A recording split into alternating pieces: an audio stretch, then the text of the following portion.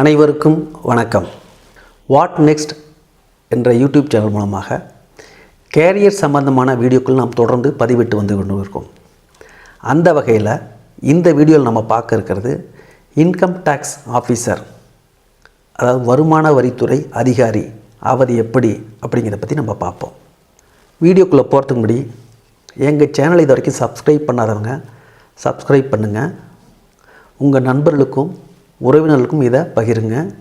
குறிப்பாக பார்க்குற அத்தனை பேரும் வீடியோவை லைக் பண்ணுங்கள், கமெண்ட் பண்ணுங்கள், ஷேர் பண்ணுங்கள். வாங்க வீடியோக்குள்ளே போகலாம்.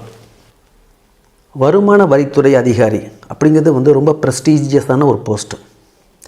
இவங்க டேக்ஸ் வரி சம்பந்தமான அனைத்து விதமான பணிகளும் இவங்களுக்கு உண்டு.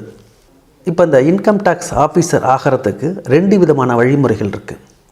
ஒன்று எஸ்எஸ்சி, அதாவது ஸ்டாஃப் செலெக்ஷன் கமிஷன். இது கவர்மெண்ட் ஆஃப் இந்தியாவோட ஒரு ஆர்கனைசேஷன். இவங்க பல்வேறு துறைகளுக்கு இவங்க ஒரு எக்ஸாமினேஷன் கண்டக்ட் பண்ணி கேண்டிடேட்ஸை செலக்ட் பண்ணுவாங்க. உதாரணத்துக்கு combined graduate level exam, CGL exam, combined higher secondary level exam, higher secondary இந்த சிஹெச்எஸ்எல் எக்ஸாம்ங்கிறது +2 முடிச்சோன்னு எழுதுறது, சிஜிஎல்ங்கிறது கிராஜுவேட் முடிச்சுட்டு எழுதுறது.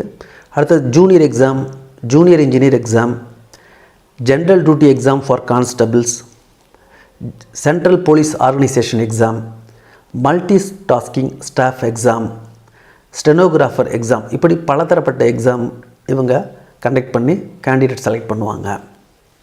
அந்த எஸ்எஸ்சி தான் இந்த இன்கம் டேக்ஸ் ஆஃபீஸருக்கும் ஒரு எக்ஸாம் கண்டக்ட் பண்ணுறாங்க.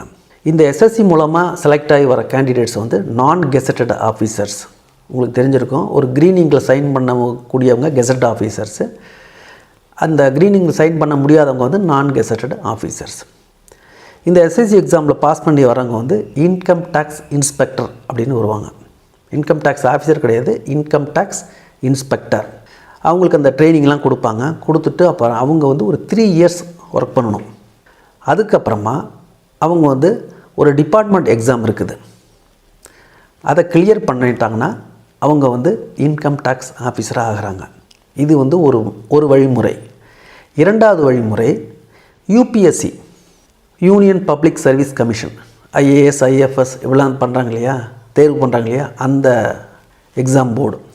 இவங்க ஐஆர்எஸ்னு ஒரு ஐஏஎஸ் மாதிரி ஐஆர்எஸ்னு ஒரு துறை இருக்குது. அந்த துறையில் தேர்வானவங்க இந்த இன்கம் டேக்ஸ் ஆஃபீஸராக ஆவாங்க.